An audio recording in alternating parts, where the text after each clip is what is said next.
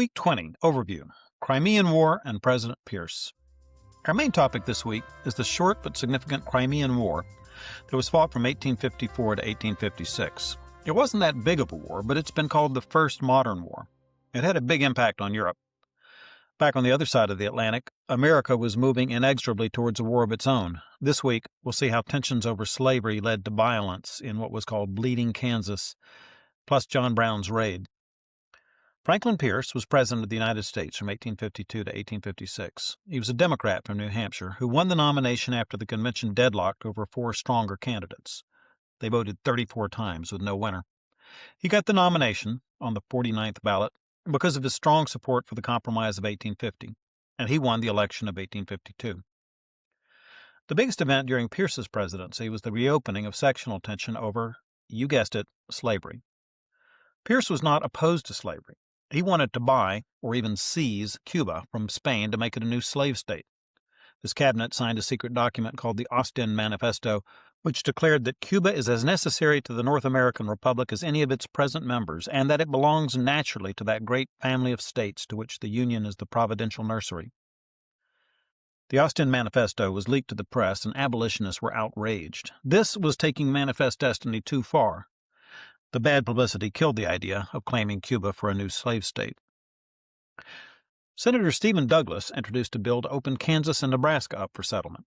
Under the Missouri Compromise, enacted in 1820, slavery was illegal in those areas, but Douglas's Kansas-Nebraska Act repealed that compromise. Douglas wanted to let the settlers decide for themselves whether or not they would allow slavery, under a new principle dubbed popular sovereignty. Douglas's act passed. That pretty much spelled the end of the Whig Party. Those who opposed slavery abandoned the Whigs to form the new Republican Party. Popular sovereignty seemed like a great idea at first, but the struggle to manipulate the popular vote in Kansas led to physical blows. Abolitionists raced to settle Kansas and Nebraska, and so did slaveholders. From 1855 to 1859, Kansas became a literal battleground over slavery. An abolitionist named John Brown led violent raids on pro-slavery settlers. We'll see John Brown again 2 weeks from now when he leads a raid on the federal arsenal at Harper's Ferry and what is now West Virginia. President Pierce used the power of the presidency to support slavery. When a pro-slavery minority claimed to represent all of Kansas, he promptly recognized them. He sent federal troops to Kansas to break up what he called a shadow government of free staters who were, quote, in rebellion, close quote. This lost him all credibility in the North.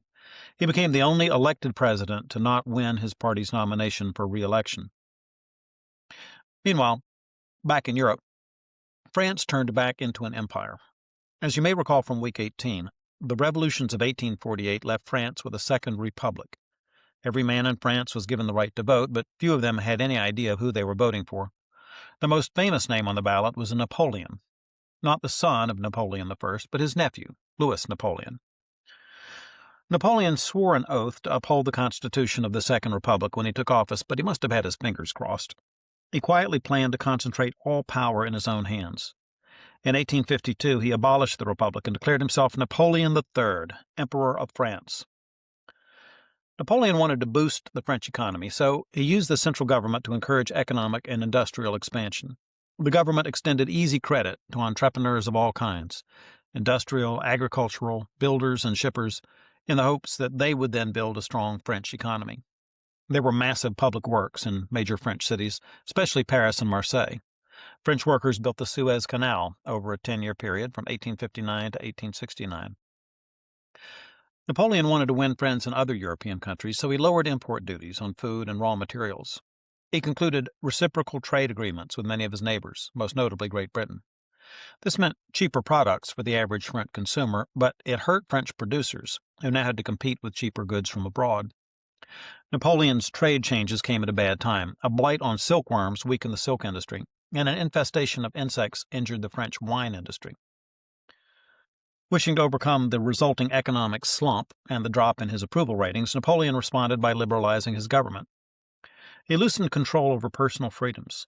He allowed the formation of labor unions and gave them the right to call strikes. He permitted greater freedom of speech and opposition to the government. And he let deliberations within the legislature be published in an attempt to woo talented men to support his government. Meanwhile, way out on the eastern edge of Europe, Russia was looking south, across the Black Sea into the Ottoman Empire, based in what is now Turkey. The Crimea, which is a peninsula that juts out into the Black Sea, was home to Russia's new southern navy. Russia wanted to extend its influence into the Balkan territories along the western shores of the Black Sea and out through the Bosporus into the Mediterranean. The Ottoman Empire was crumbling, and Russia was eager to take advantage of its weakness to expand, but that would alter the balance of power in Europe. In theory, Europe had agreed to resolve this kind of conflict diplomatically. Ever since the Congress of Vienna in 1815, the great powers had agreed to meet in occasional congresses to address such problems. The kings of Europe generally agreed to support one another's regimes, prevent any one power from becoming dominant, and to settle international tensions by means of diplomacy rather than war. This Congress system was known as the Concert of Europe, and it functioned a little like an informal United Nations of Europe. It did prevent any major European wars from breaking out from 1815 to 1853. This changed in 1853, though, when France and Britain decided to go to war to stop Russia. The Concert of Europe had been established to deal with the problems caused by Napoleon I, Emperor of France. The man most responsible for abandoning the concert in 1853 was Napoleon III, Emperor of France. Louis Napoleon actively worked for its dissolution, since the 1815 treaties had put restrictions on France that he now sought to throw off. When hostilities broke out between the Ottoman Empire and Russia, Britain and France decided not to wait for diplomats to resolve the matter. They joined the war on Turkey's side. The little nation of Sardinia, an island off the coast of Italy, jumped in too. Sardinia aspired to greater things, as we shall see next week. There were many modern innovations in the resulting Crimean War: the first tactical use of railways and telegraphs, the first trench warfare, the first use of rifled cannon. But the Crimean War became more known for military and logistical incompetence on both the British and the Russian sides. British citizens were excited about the glamour of war at first. It had been 40 years since the Napoleonic Wars had ended, and a whole generation had grown up without tasting battle. That changed when war correspondents, armed with brand-new cameras, soon sent back graphic images of the real horrors of the First Modern War.